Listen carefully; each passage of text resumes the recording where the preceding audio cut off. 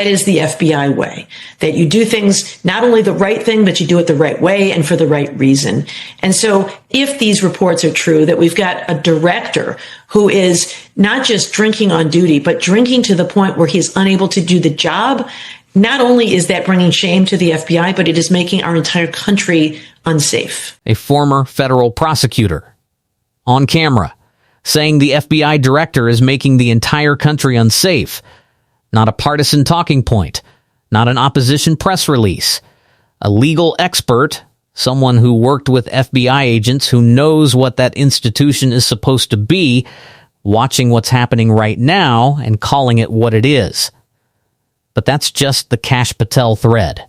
And as explosive as that is, it's actually not even the most alarming thing happening inside Trump's DOJ right now. Because while the Atlantic report is generating headlines, something else happened. Something quieter, something more calculated, and in a lot of ways, something more dangerous. Pam Bondi got fired. And the moment she was gone, a race began. A race to replace her. A race to prove loyalty. A race to show Donald Trump that you are willing to go further than the last person did. And this is where the story gets genuinely disturbing. Let's set it up. Bondi is out. According to reporting, Trump was frustrated that she wasn't doing enough to criminally charge his political enemies. So, she's gone. And now every ambitious figure inside the DOJ is watching that vacancy and thinking the same thing. This is my moment. Do something dramatic. Do something that gets the president's attention. Watch what happened next. Harmeet Dillon, who oversees the DOJ's Civil Rights Division, launches a demand for all Detroit area 2024 ballots. Her stated reason to check if election laws were followed. The problem? There is no evidence of widespread voter fraud in the 2024 election. In fact, Trump won in 2024. He made gains with Detroit voters compared to 2020. There is no case. There is no fraud. There is only a power grab designed to feed the narrative and to catch Trump's eye. And then there's Joe DiGenova. This is the one you need to understand. Joe DiGenova, what that signals to you, a person who's been so deeply invested in the big lie, leading an investigation where he has already publicly concluded that there was a conspiracy. Yeah, I mean, right out of the gate, he's got a conflict of interest. He represented President Trump in his personal capacity when he was challenging the results of the 2020 election. And now here he is, after having made some really outrageous statements at that time, leading the charge into this investigation. There's not even a pretense of credibility here. I mean, we know that there have been a number of investigations into Russia's connections with the election in 2016 that began the Russia investigation. There was Robert Mueller's report. There was a Senate Intelligence Committee report. There was one by our own Intelligence Committee. There was an Inspector General report. And finally, there was John Durham, who was the special counsel appointed by William Barr. None of them found that there was any conspiracy, that there was anything wrong with looking into this. In fact, having read and studied the Mueller report, I assign it to my students in my national security class. It would have been a dereliction of duty for the FBI not to have investigated Russia's ties with the election in 2016. So, Barbara, when you look at all of the chaos that is coming out of this DOJ and the FBI right now, do you read the moves that these different people are making as being sort of desperate attempts to stay in the president's circle at a time when he is starting to release people from his cabinet? We hear the reporting that he's interested in firing more people. Kash Patel is one of the people who's come up at times in that reporting, for example. And so are they just kind of trying to make Trump happy because they know this is sort of part of his list of greatest hits? Or do you think there's a real project building here from the retribution campaign to what we're seeing on the election front?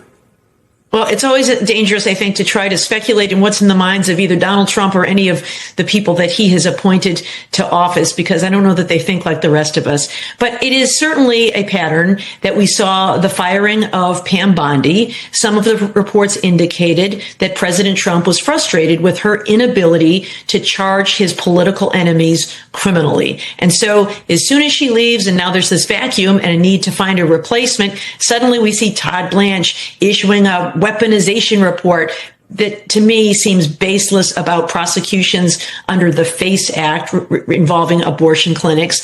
We see Harmeet Dillon launching an inquiry into Michigan about fraudulent ballots when there are none. It's been dispositively considered by courts here in Michigan. And so this too seems like an effort to sort of curry favor. And then, of course, the so-called grand conspiracy in Florida, where there's an effort to subpoena people and perhaps charge people, and installing Joe DeGeneva after we see the departure from this case of a career prosecutor amid reports that she didn't see that the case was strong enough to bring. So I don't know the motivations, but we do seem, I think, to see an intensification of these efforts to file criminal charges or make some hay. And even if these cases don't see the light of day, if there are no criminal prosecutions, people are talking about it. It's in the news. And so it advances that false narrative that our elections are rife with fraud and cannot be trusted. And I worry about what that means for the 2026 and then maybe even the 2028 elections. Let's stay on that DeGenova point because it cannot be overstated. This man personally represented Donald Trump while Trump was challenging the results of the 2020 election. He was in the room. He was on the team. He publicly stated repeatedly that the election was stolen and that there was a grand conspiracy. He didn't just believe it. He built a legal career around it. And now he has been sworn in as counselor to the Attorney General to lead a criminal investigation into the people who investigated Trump in 2016. McQuaid's phrase is precise, and it's the right one.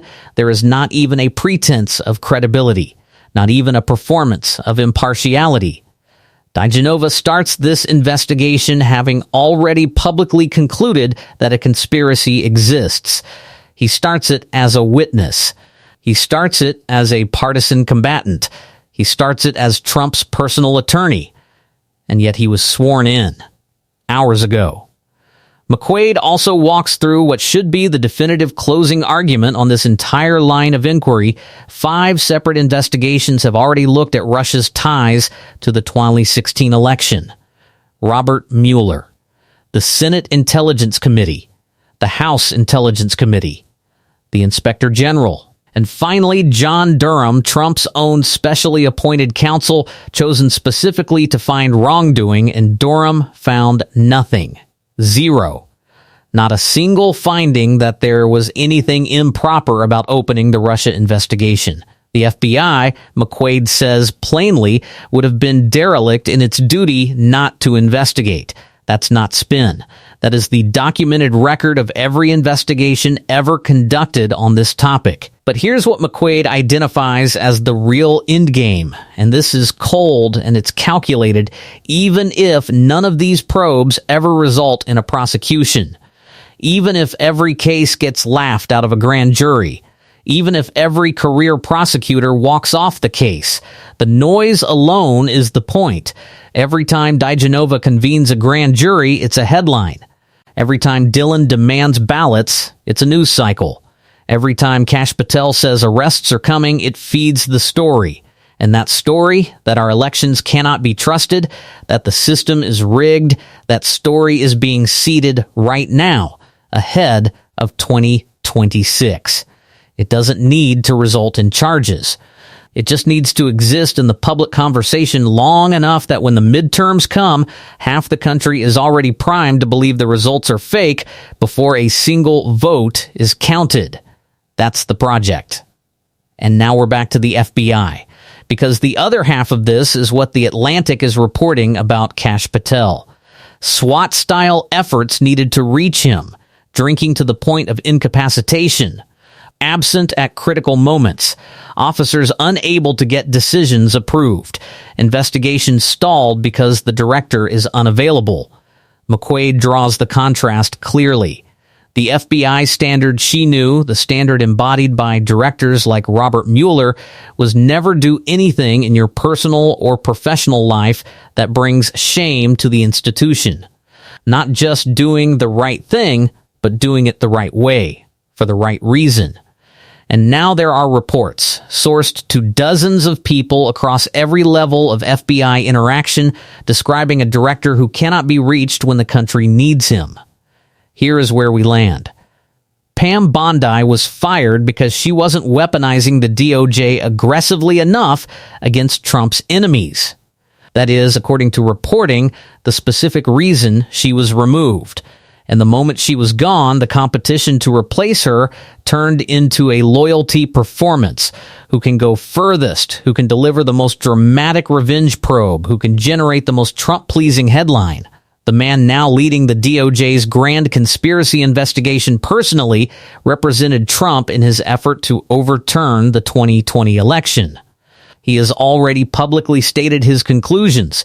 He is not an investigator. He is a verdict in search of a process. 5 investigations. 0 findings of wrongdoing. And none of that matters, because the point was never to find justice. The point is the narrative. The point is the noise. The point is getting to 2026 with enough ambient distrust in American elections that the results, whatever they are, can be contested. And while that operation runs, the FBI director may be drunk and unreachable. A former federal prosecutor, not a pundit, not a partisan, sat down on camera and said, "This is making our entire country unsafe." That sentence should not be easy to say.